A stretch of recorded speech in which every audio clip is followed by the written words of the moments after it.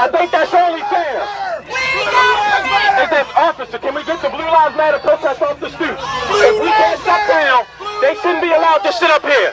This is our space. We got a permit. Can we get a white t-shirt? Is there a white t-shirt?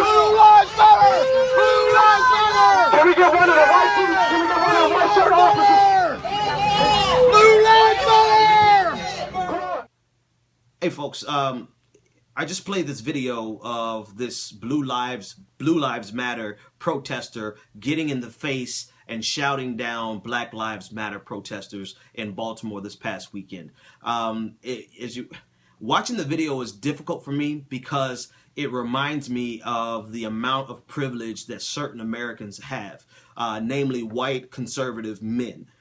They have what I've called the privilege of provocation. They feel that they have the right to get in our faces and yell at us and shout at us and dare us to say anything about it. We saw this this past weekend in Phoenix, Arizona, where protesters gathered simply to agitate the people praying in the mosque, the Islamic people praying in the mosque. They came there just to agitate them, just to offend them. That was their express purpose. I'm not putting words in their mouth. They went there to aggravate them and insult them, and they went there with their guns.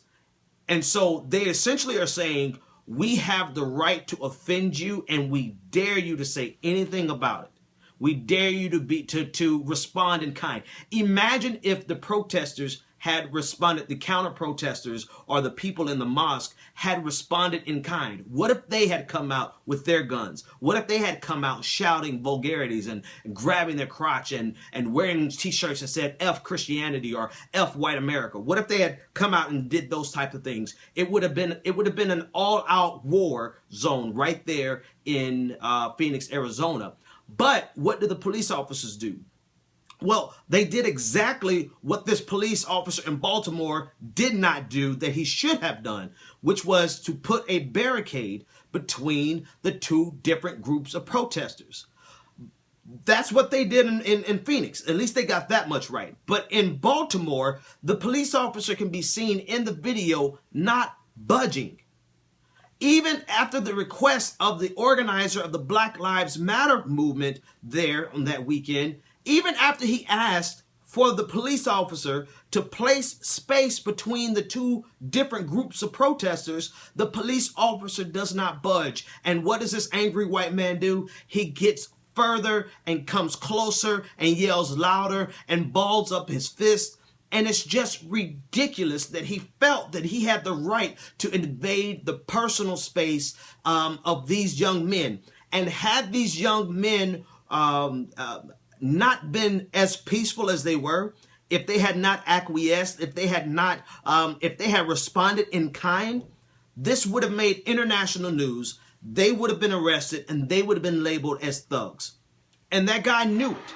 And so that's one of the things that really absolutely drives me crazy about the privilege structure in America, is that they have, a lot of white Americans have the freedom to provoke and instigate confrontations that if it leads to a violent confrontation, they know the media narrative will be in their favor, and they know that they have guns. Just like in Arizona, they have guns, so they can create a confrontation and then fear for their lives and then use their weapons to stand their ground.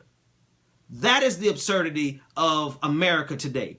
That is exactly what happened with George Zimmerman and Trayvon Martin. George Zimmerman created a confrontation. He instigated a confrontation. And once he saw that Trayvon Martin was bold enough to fight back, he killed him. You don't get to create a confrontation and then once you're losing that confrontation, kill someone and get away with it. But apparently you do in America, right? This also happened with Michael Dunn. Michael Dunn in Jacksonville, Florida, where he approached Jordan Davis and felt that he had the right and the privilege to command those boys to demand that those boys cut off their music. And when they didn't, he shot up the car, killing Jordan Davis. This is the same type of absurdity that we see in this video. We see that this angry white man yelling "Blue Lives Matter" was looking to instigate a situation, and had those young men not been as strong as they were, because they're better than me, they're better than a lot of us, they were determined not to allow it to escalate. But why should we have to constantly be in a position where we have to be submissive to the vitriolic, evil demands of angry white people or angry anyone? No one should have the right to impose their will on us, to force themselves on us, to come into our personal space and begin to harass us, and the police sit idly by. I think that's the most disgusting thing about it, is the fact that the police did not get involved. And the original tweet that sent us out was, well, the first time I saw it was sent by DeRay McKesson, and he asked a question, a very poignant question. He said, he made a poignant point. He said that if the roles had been reversed, then the Black Lives Matter movement protesters would have been arrested. No questions. Hand down. And so you know that that's privilege. Ask yourself the question, if the white protester had asked for the police to separate, they would have jumped and made the separation the barrier. They did it in Phoenix, Arizona. They would have done it here.